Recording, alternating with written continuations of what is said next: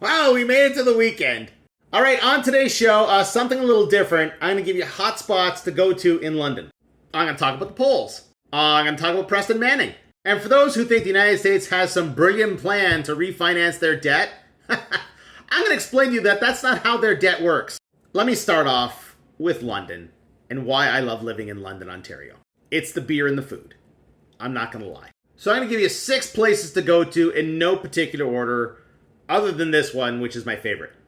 Milosh's Craft Beer Emporium is one of the best beer pubs in the country. They have a fantastic selection of beer and spectacular food. All right, these next 5, they brew their own beer. Anderson's Craft Ales. It's a funky spot. We sat over here by the garage door. We had a couple beers and pulled pork poutine. Storm Stayed Brewing. These guys have a Baltic porter aged in whiskey barrels. It's as good as it sounds. Forked River Brewing. The coolest thing about Forked River, aside from the fact that the beer is spectacular, but right next door is this place, Kyle's Fried Chicken and Barbecue, which is amazing. You can go there, order food, then go grab your beer, and from inside Forked River, you get your food from Kyle's Fried Chicken. There's pinball machines, there's live music. It's spectacular. All right, these 2 are at 100 Kellogg's, the old Kellogg's factory. Powerhouse Brewing Company. I'm not trying to play favorites. I'm not. Okay, I love all these places. We went here 2 days ago. We had barbecue and smoked banana pudding. Oh my God. And last but not least, because it's the place we go to most often, Beer Kitchen. It's exactly what it sounds like. It's a place where they make beer and they have a kitchen. Now, unlike the last 4, you have to go to the Beer Kitchen to get their beer. The other guys, just Google them. You can find their website and you can order their beer to your house. All right, the polls. Look, let me explain this to some of you. This isn't CBC's polling. This isn't liberal polling. This is just a collection of results. And unfortunately, all the polls are saying the same thing. That it's almost a sure thing that the liberals will win. And it's almost a sure thing that the conservatives will lose. Big time. Now, for some reason, a certain group of the population was going to 338 Canada thinking that somehow these guys were conservative leaning because they were showing this. No, that's just what the polls were showing, that if there was an election at this point in time, the conservatives would win in a landslide. So Canada, on the whole, wanted JT to step down. That's what the polls say. So he did, which of course requires a new PM, which we now have. And now you got the election that you wanted.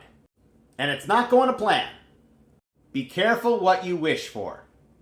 According to 338 Canada, there's a 99% chance the Liberals are going to win with a 91% chance that it's a majority. There's a less than 1% chance of a conservative minority and basically no chance of a conservative majority. Now, Preston Manning warns that if we vote Liberal, Alberta could separate. Why would he say that?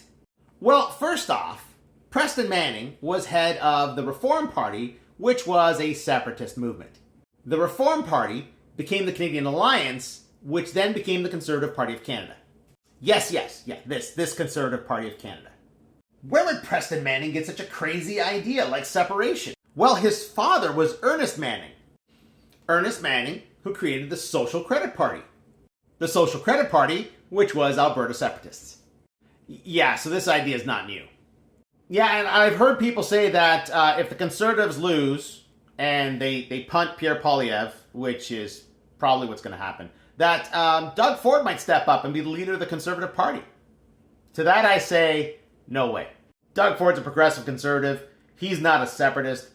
I see nothing but chaos in the Conservative Party. I think it's going to break down into its component parts, and we'll see something new. Doug Ford might head up something new, but he's not going to head up the current Conservative Party of Canada.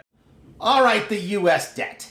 For some reason, there are people out there saying that what's happening right now is intentional from the U.S. government to drive down interest rates to refinance all this debt. That's not how it works. From U.S. Treasury Security Statistics, they have about $37 trillion in debt, and as you can see here, $28.6 trillion as of March is in T-bills. See? T-bills. All this. T-bills pay a fixed rate of interest. Now, yeah, you can buy and sell these things on an open market. but they still pay a fixed interest. That's what gives them value. So it doesn't matter what the US does to the interest rate. They still got to pay this with interest.